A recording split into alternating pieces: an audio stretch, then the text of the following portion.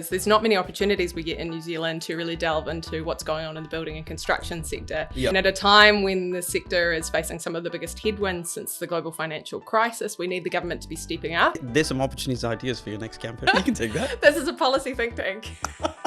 Policy think tank. Right here, Yarns with Andy, policy think tank. We love it. Let's go. Hello, everybody. Welcome to another episode of Yarns with Andy. Today, we're going to explore the construction crisis, all the red tape in the industry. Is this current government building anything at all?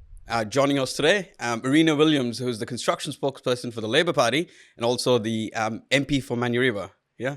Welcome, Marina. Kia ora. Thank you for having me on the podcast. And What are we up to now? The podcast seems to be going really well. You've done lots of episodes. Yeah. I seem to be here every 2 weeks or more sometimes. I think I'm up to episode 70, 68, 70. I don't know. I keep losing track. I hope I'm number 70. Oh, yeah? It's a milestone to celebrate. Well done. Yeah, thank you. We can engineer it to you, episode 70. Perfect. Yeah, can we do that? We can. Yeah, okay. We can try and do it. Yeah, cool. Now, thank you for joining us. I know you're a busy person, and it's really cool that you've made the time to be here. I really appreciate it. No, I wanted to focus and prioritize this because there's not many opportunities we get in New Zealand to really delve into what's going on in the building and construction sector. Yeah. And at a time when the sector is facing some of the biggest headwinds since the global financial crisis, we need the government to be stepping up and we need politicians to be thinking about these issues. Yeah, 100%. So before we jump into all of those issues, tell us a little bit about yourself, how you fit into the construction sector.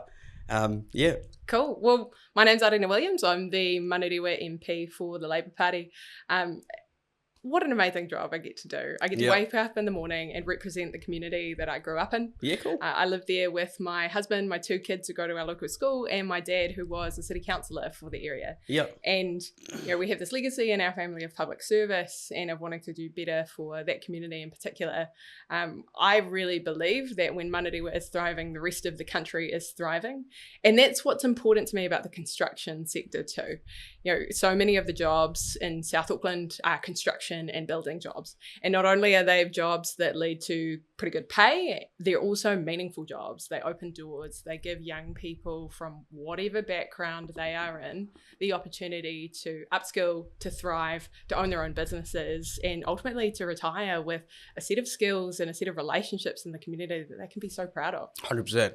Yeah. And plus you're building tangible spaces. Totally. You get to see something that you've created 100%. With your hands. I don't get to do that. Yeah, that's what gets me out of bed. It's like, I keep driving around town and, tell my 2 kids, I'm like, oh, Daddy was part of that building. Nice.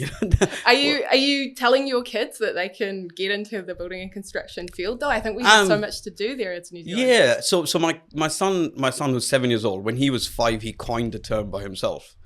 Right? He coined this really cool term that's always stuck with me. He says, my dad is a constructioneer. Love it.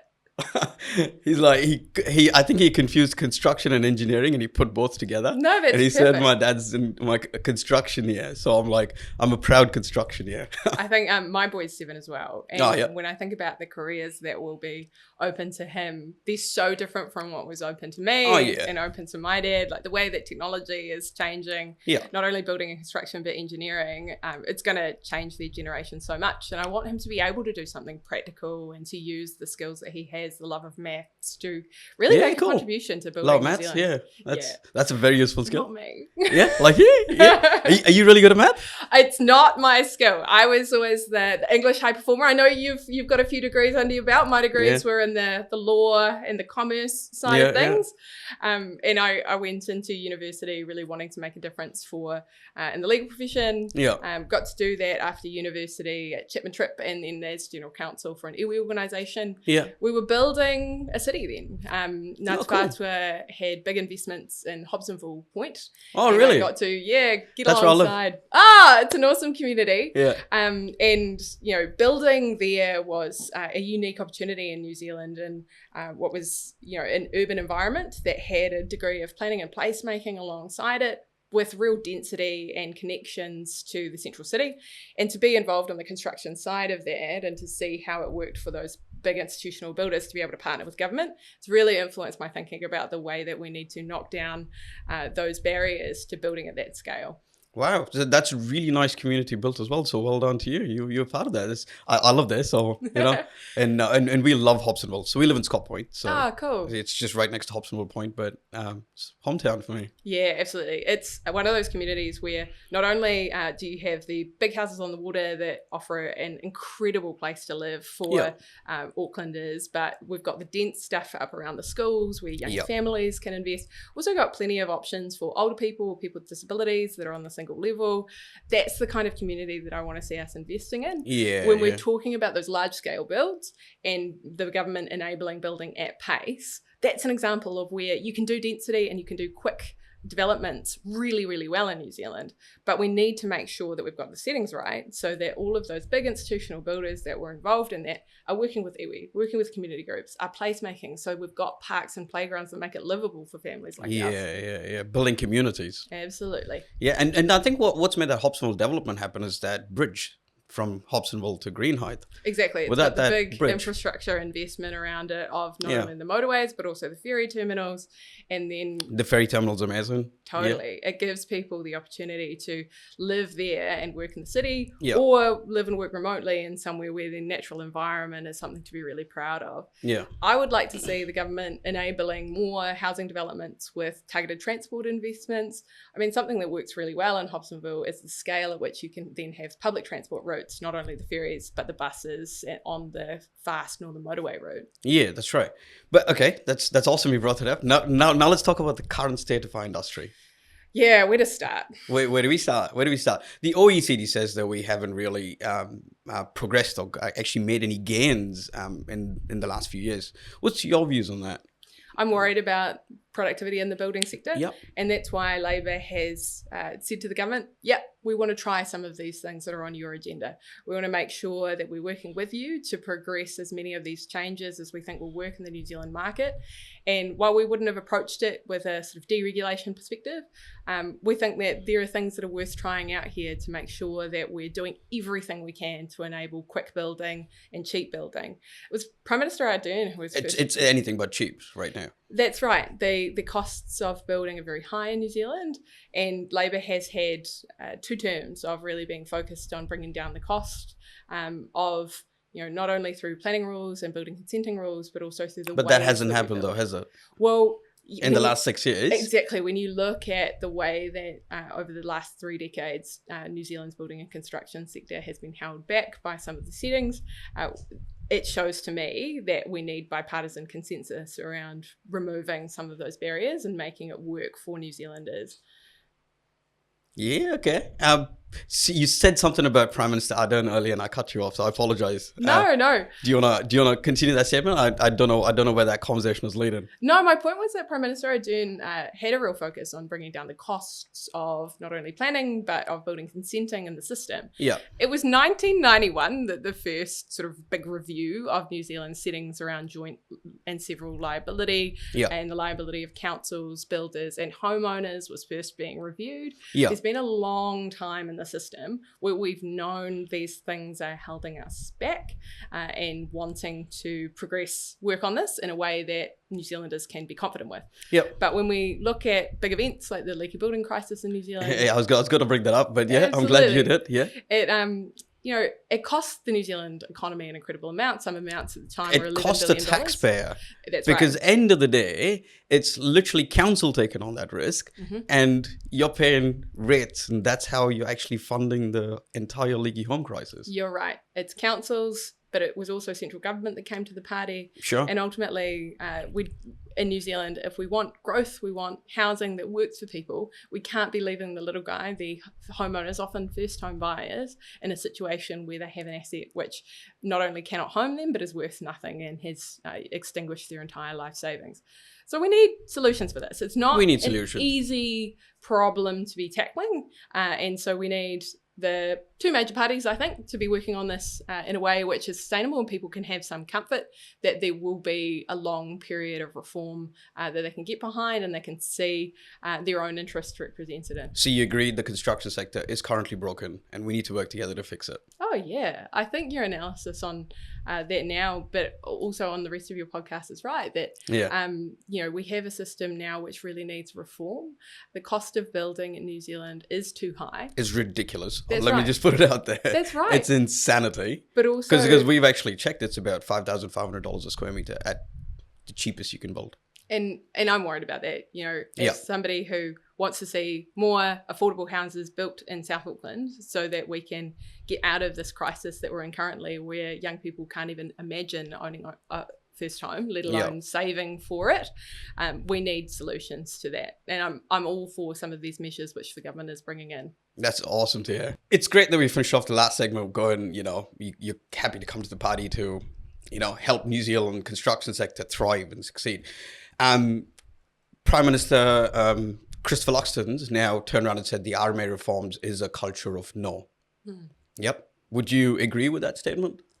No, I think that the RMA is just another one of the rules which enables New Zealanders to have a say on where things go, what things look like, what our communities feel like. So all of those rules are just an important part of the ecosystem where we're designing rules that fit everyone's needs out of the housing system. I'm really disappointed to see that being the focus of the building system and the housing system reviews. I really support the changes that are going to speed up building and bring down costs there. But we're currently in a cycle of the building cycle, which we're seeing extreme headwinds for Kiwi businesses, a lot of small business, like me. Totally, a lot of small businesses just going out of pocket, and a lot of our young people who have trained in the sector, and we're trained at the peak. Under Labour's apprenticeship boost scheme, looking like they're going to go overseas. What the government... No. Let me correct you there. They've already gone overseas. Well, that's exactly right. And not even, experienced builders, but our young people who are coming through the system and have just been trained up. And I'm worried about the government losing focus on that. I think that the government's role should be to act as a ballast for the building and construction sector in times like these and make sure that public builds are on the agenda. But instead, the government cut 200 school builds in the system, things like hospitals and the infrastructure that keeps the building and construction sector moving should have been a priority for this government to make sure that people were in work. So why do you think the coalition government's focused on the RMA reforms from your perspective? Well, I think that the RMA reform does need to happen, but the national government has now wasted years of work that Labor has put in place with not only the Randerson Review, but working through the parliamentary process to hear from all stakeholders around long-lasting reform. Instead, we're going to get something that is, I think, reactionary. Instead, Labor have written to National and have proposed to work together on a set of reforms which can meet in the middle, can find common ground. Yeah, okay. So technically, the reforms that Mr. Luxon says he's put in place is he claims it'll save about 20 to 30% of time. Right? Yeah. The policies that you've previously proposed would save about 7% of time. Time's money. Time's actually more expensive than money, right? Like, actually, ask me, I'll tell you. This is my job. Time is way more expensive than money. Like, you can take away all the money I have, no problem. Yeah. I can make more money. I can't buy more time. That's a great point that you make. Yeah. And we need to so then if they're saving 30%, 20 to 30% of time based on the current proposal, well, shouldn't you be backing? I would ask you as an industry expert, Go. Whether the time savings that the government have proposed, which are certainly not independently verified. It's not. And that, Agreed. that okay, 7% cool. number. Yeah. I mean, it's a number I've read in the press. We're sniffing the wind, right? Yeah. But does that sound credible over one piece of regulatory reform when, in fact, we know that this is a building system which is complex, that New Zealand has struggled with these issues for 3 decades now? And way more than that, I reckon, but yeah. Yeah, absolutely. We need to be able to build things in this country. 100%. All of us. Smarter, faster, better. Totally. Smarter, faster, better. Yep. If there was one silver bullet to take 30% of the costs out of the system, we would have done it. I think that these reforms are important and we need to get them right. Yep. But I'm not going to get out in front of the building and construction sector and make false promises about one thing being the answer to 30% of the time. I think that it's, these building reforms around the Building Products Act, around making sure that licensed practitioners can get their work signed off and that there is some faith in the system. That's all going to make, I think, a big difference. Yep. Planning reforms, look, Labour was progressing this. We brought the number of plans down to a manageable number. We had work in the pipeline around making sure that building consenting authorities were streamlined and using the good systems that are out there already and making use of the tech advances in the space and AI. That all needs to happen, and it needs to happen quickly. But I wouldn't say that any of this is going to be the straightforward answer, and everything is going to be better after the day that that new law is brought in. Yeah, but there's potential to save time, though. Oh, yeah. If there's potential to save time, you're ultimately saving cost. You're delivering houses quicker. You're delivering commercial buildings quicker. Isn't that what we need right now? Yeah, I think we should be looking at all of the solutions which save time in the system. I think there are a number of Kiwi innovators who are doing this really well, and I would love to see the government backing solutions for not only prefabrication, but building building with different I was going to say something about technologies. prefab, but I won't say that. Well, I think it's something which, It's cool. It's really cool. absolutely, and it gives us more options in the suite of options for building quickly in New Zealand. My points on prefabrication is that we don't have a big industry for that in New Zealand. When you look around, You'd be surprised, actually. yeah, I've had about 5 people that's from the precast industry come through, sit right there and actually have a chat. it's important, It's important, but I'll tell you, everybody's pointed out one concern is the challenges they face with council to get approvals for prefab and for prefab construction. I had Murphy O'Neill from Adaptable Structures, right? He came up with this really cool concept. Like, I love his concept. Yeah. Okay. It's literally taking aluminium structures and assembling to build a house. Love it. Okay. And his concept was beautiful. I'll tell you why his concept is beautiful. Because he said, say you buy one module and buy a pod, or 2 modules too, just because it's you and your partner, right? Say you have a child. You add another module. Yeah. Okay. And now your children are grown up, or you have a dog, you buy another module. You know what I mean? You need the space. Then if your children are going to university, if you don't want a module, you sell part of your house. You don't sell your whole house itself. You know, that concept's it's unheard of. You either buy a full house or you don't buy at all. Yeah. You know what I mean? So all of that. And I sat down here and asked him, what's your challenges, mate? Like why are you struggling to sell a pod? Yeah. And he goes, mate, people don't consider him as a builder. He's like, oh, he's not a certified builder. Like, he can't get through council approvals. Like, the amount of hoops he's got to get through council approvals is insanity.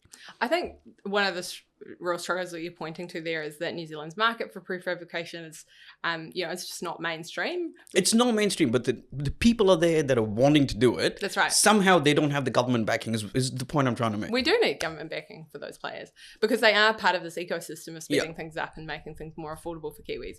And the sorts of changes that both major parties are thinking about when we talk about building consenting authorities and their role in the system has got to allow for that sort of innovation. Every reform that we make should enable innovation, and particularly Kiwi-based innovation, because they know our climate, they know our geological features, they know our market and what Kiwi families need. So we should be absolutely prioritising that. But when we look but somehow we all say that, but nothing happens. Well, I think, I actually take a view of the government's reforms on this where we will be able to see some changes here. Yeah.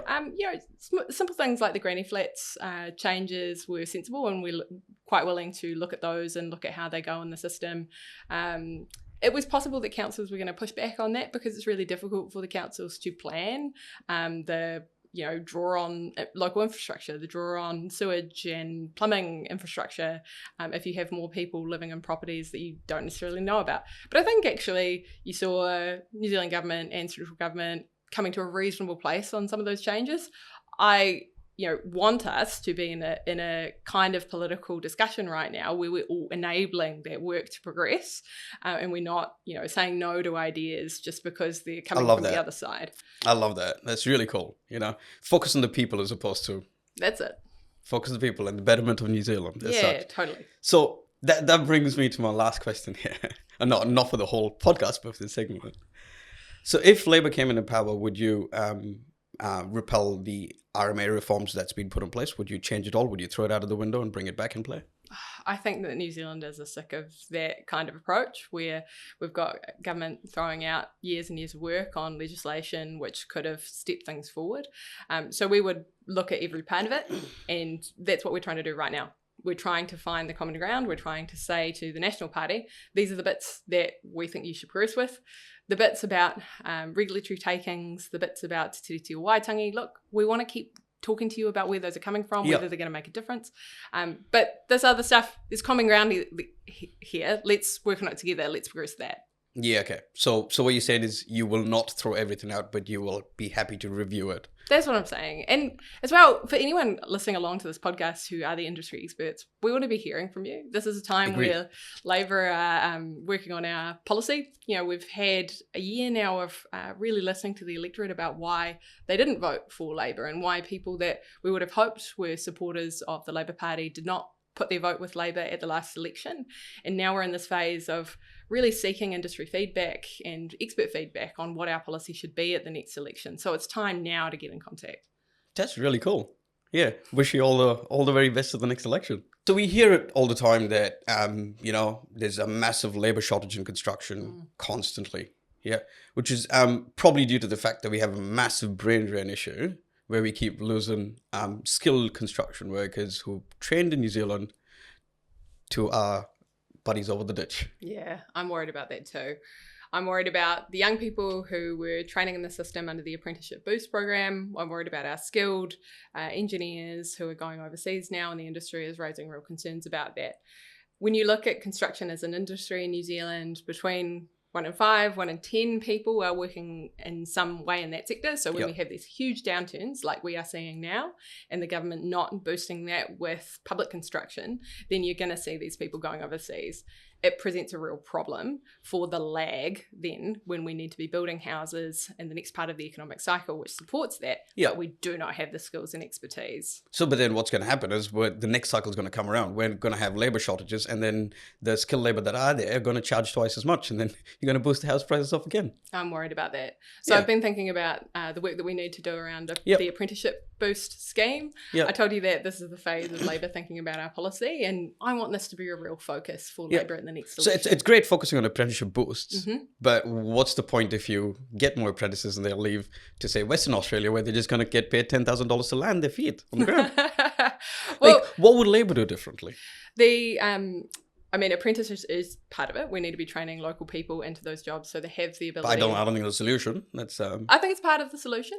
Well, you're getting more people to leave. No, I think I think you look at the history of the New Zealand construction industry and building, and every builder will be able to point to an apprentice that they have also had in the sector and are incredibly proud to have trained. Yeah. But National like Cameron Luxton, your buddy. Yeah, he was an apprentice builder. Left school when he was 16. Yeah. He came on the podcast a while ago. Yeah, what an incredible story that is. Yeah, no, it's an amazing story. Yeah, move from farmer to a builder to now politician. That's what we want. We want these opportunities for young people who school's not working for them, get into an apprenticeship and lead a career that you can be proud of, that opens doors for you beyond just building and construction. So you can move in and out of the sector if you want to, if you need to.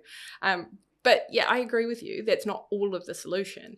So one is National have cut the apprenticeship boost in half. Oh yeah, I didn't know that. Okay. Yeah, that's even though on the campaign trail they knew that was a popular thing and they said they would keep it.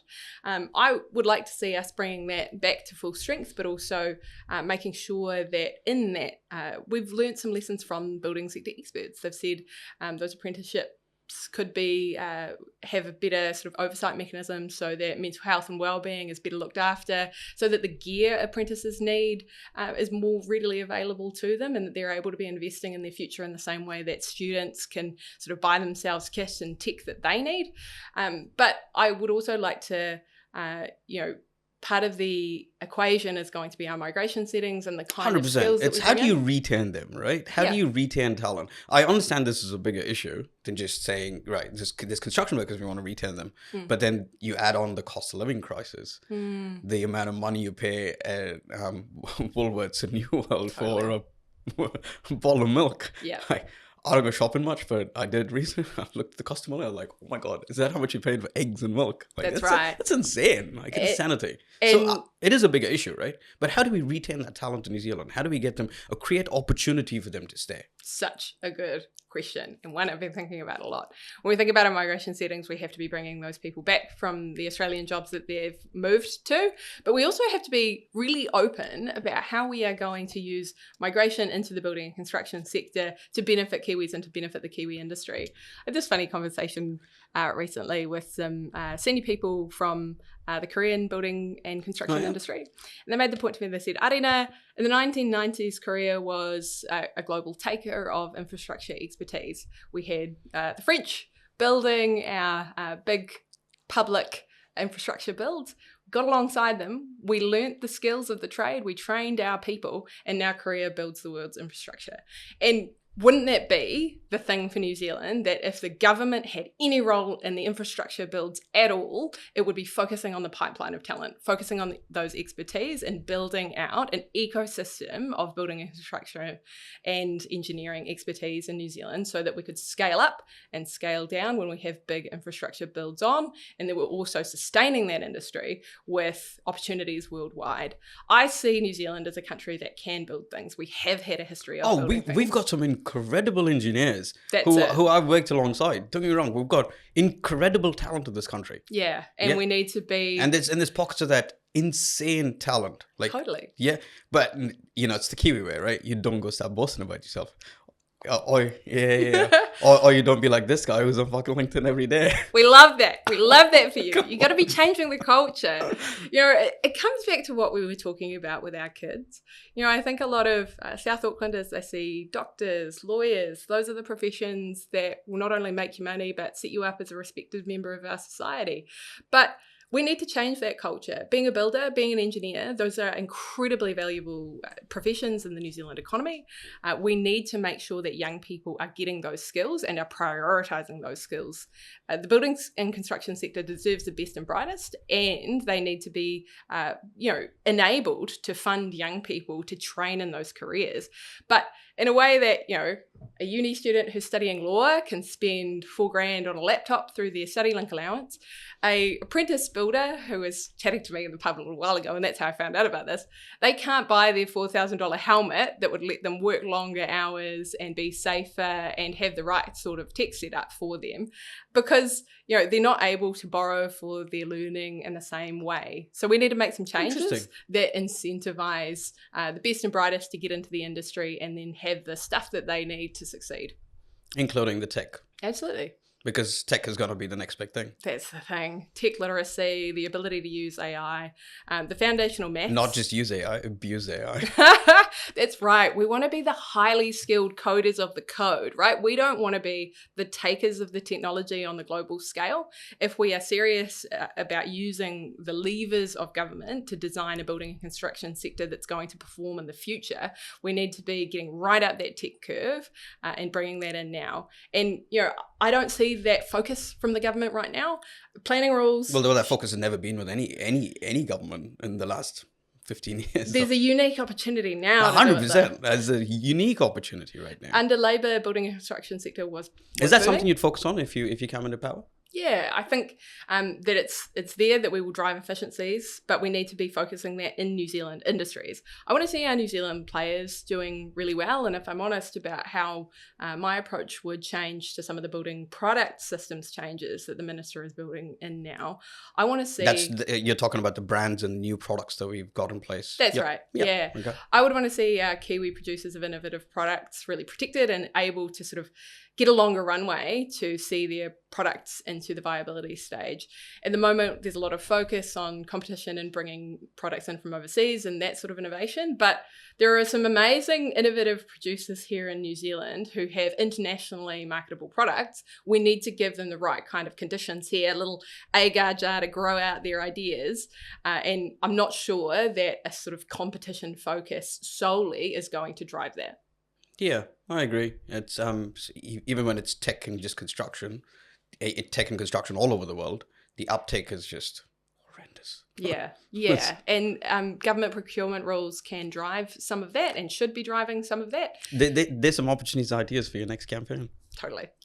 You can take that. This is a policy think tank. Policy think tank. Right here, Yarns with Andy, policy think tank. We love it. Let's go. Okay. So if there was a builder here right now, right, who's trained an apprentice for the last 3 years and lost him to Australia, what would you say to him? I would say we need you to be focusing on the pipeline of young people and other people retraining in this workplace. Why would I do it? That's the question, but I have found with builders that they have an incredible ability to believe in the sector, believe in the profession, and we need to be encouraging that. So Labour's apprenticeship boost would have been for a longer period of time than you are able to access now, and we're looking at changes to that to make it more flexible for you to use, as well as thinking about the support that goes alongside that, and about how, as an industry, the building and construction sector really needs some focus on mental health and on conditions for young people. Yep. It's a real concern for me. My brother's a builder. He's been through the ups and downs. I see the effect it has on not only his well-being, but the well-being of his family. So I would say to that builder, keep going. But we need to make some changes from a government perspective around how we're looking after those people, how we're making sure that young people can not only stick it out, to but succeed, thrive. Retain them. That's all you need to do, right? We need to bring them back. We need to make you need sure to bring that them the back. I conditions are mean, working. when Australia's dishing out passports and $10,000, how do you compete with that? I'll tell you how we compete with that. Yeah. We make it easier for them to practice here. We make sure that wages, conditions are good, and that there is a stable pipeline of work. And they can buy a house.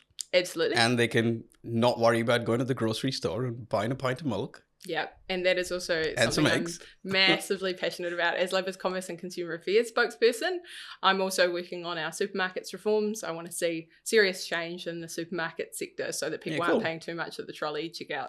Yeah, cool. Now, I'm sure you'll get there, and if you want more policy ideas, I'll leave my number. The think tank. Rena, let's talk about the vision for the future of the New Zealand construction industry and Labour's policies for it. And, where do you see us going in the next 5 to 10 years Starts as a with sector? Happy, well-paid tradies. Want to Agreed. make sure. Yep. Music to my ears. Got to start at the building blocks of a successful construction industry. And when you have economists like Shimabul Yaqub recently commenting on the need for government to come to the party and ensure a pipeline of meaningful work in the sector, I think, that's what he was talking about. He was saying 1 in 10 people in New Zealand will work in building and construction in the next period. And we need to make sure that those jobs are meaningful if we want the rest of the economy to thrive. I'm also thinking about risk mitigation and about the way that we price in risk to our sector. When the government is taking a deregulation lens to all of the changes that it is bringing in now, it also goes with questions around who should bear that risk. If there is more risk in the system overall, should it be the little guy? Should it be mum and dad, the homeowners who end up with the home? Should it be the builders who have built it? Should it be government? Should it be local government? We've been asking ourselves these questions for decades with no meaningful change. But the structure we have in place means shit flows downhill. Absolutely. We have a tendency to leave the mum and dad company holding every bit of the risk when he's not equipped to manage the risk. That's it.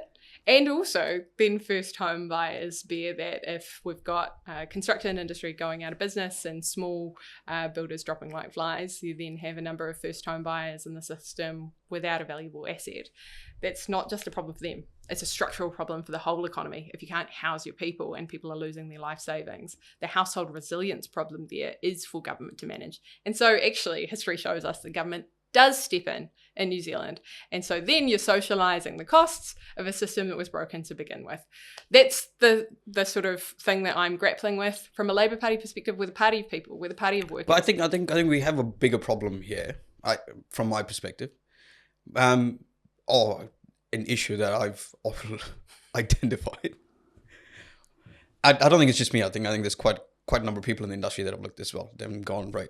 So Labour comes into power, you guys campaign on a set of projects that you want to build.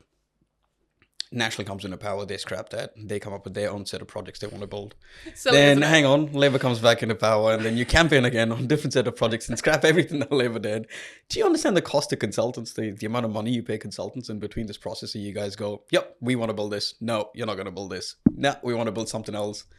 Do you understand the cost involved there. Governments should not do that. I agree. But I would challenge I you- don't think as a political party, you should have the right to campaign for a set of projects pre-election. Well, That's my honest stance right there. I think that governments shouldn't do exactly the problem that you're describing for exactly the reasons you're describing. But I would actually just challenge whether Labor, in fact, does do that. We deeply disagreed with the approach on building Transmission Gully, and we disagreed with the roads of national significance.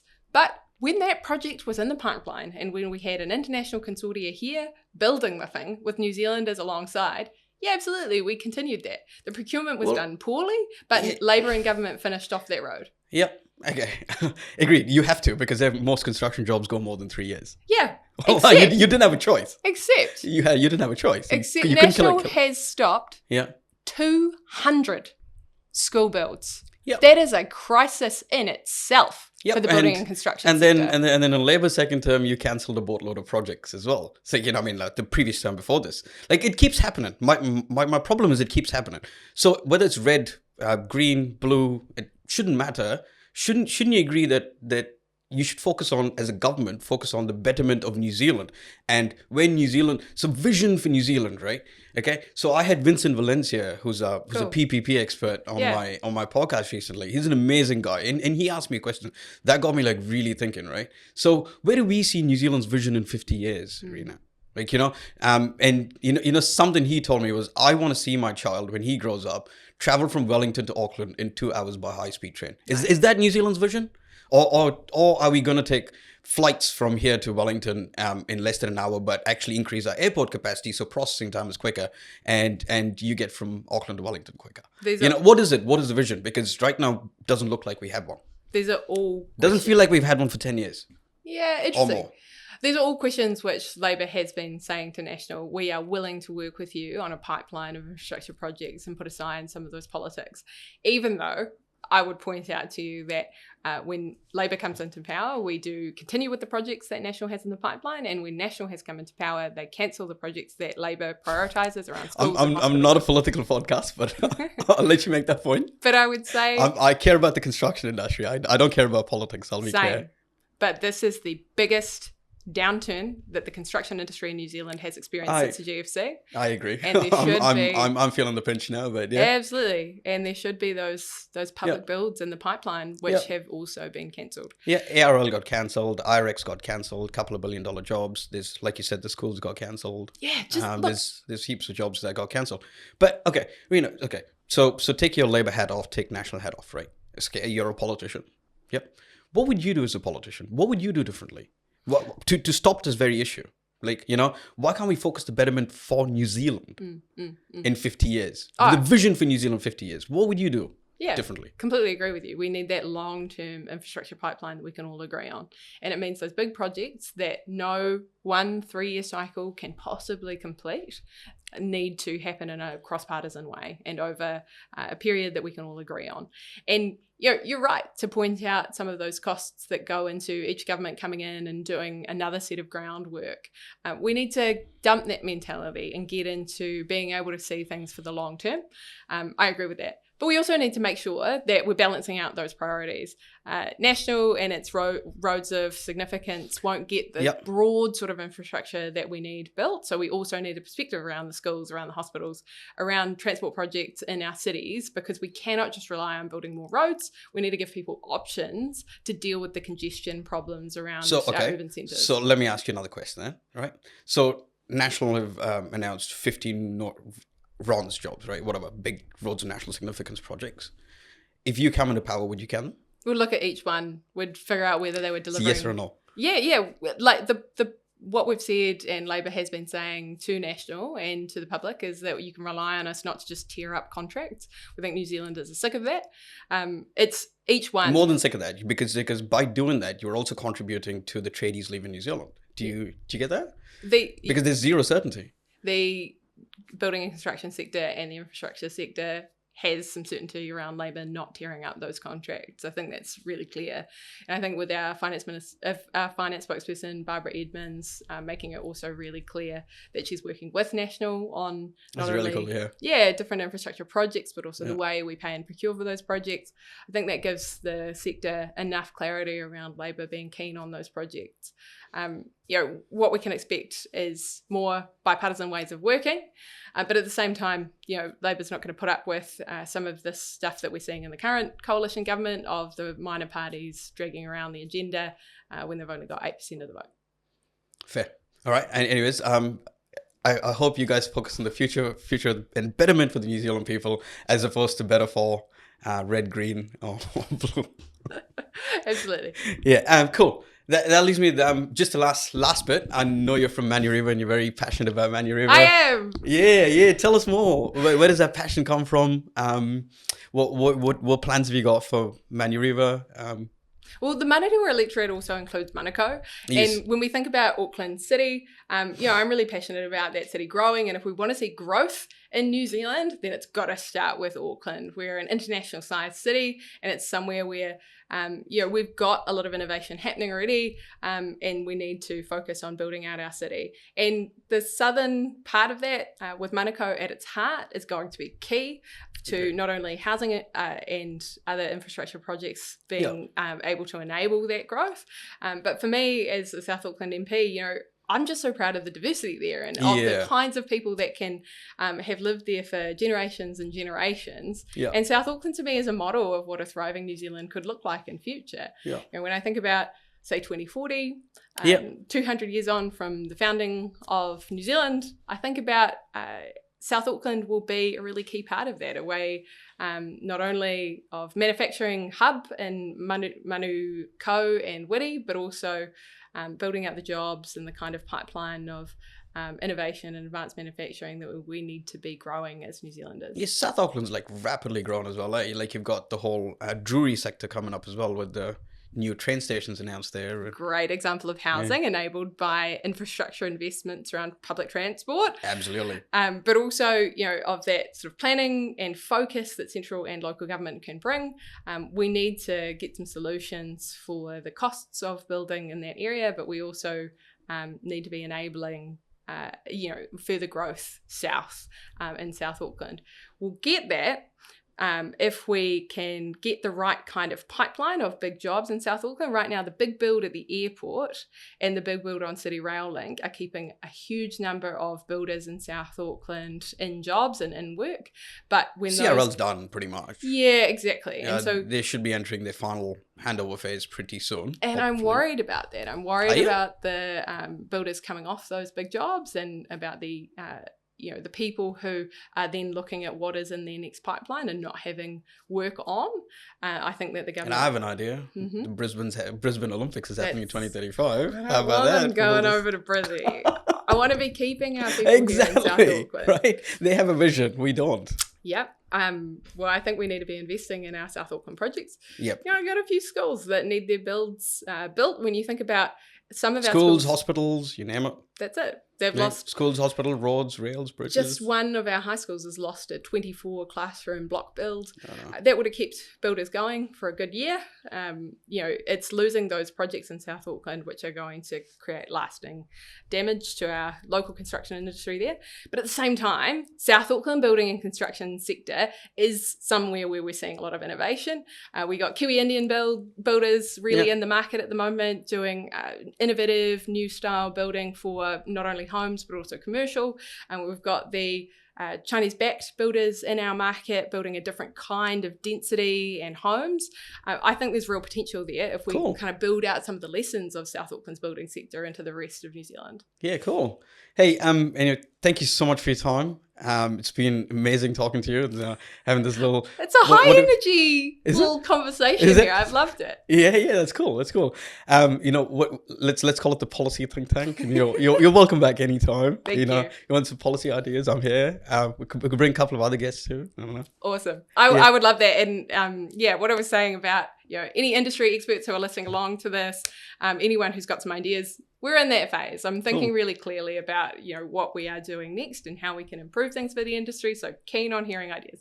There we go. So if you guys got crazy ideas, reach out. Rena's right there. We'll leave an email somewhere down there for you to reach. Oh, you can Google it and find it. There you go. Yeah, cool. Thank you, Rena. Thank you so much for all your valuable insights. And I'd love to wish you all the best for the next election as well. And keep challenging the national government. Keep giving them a hard time.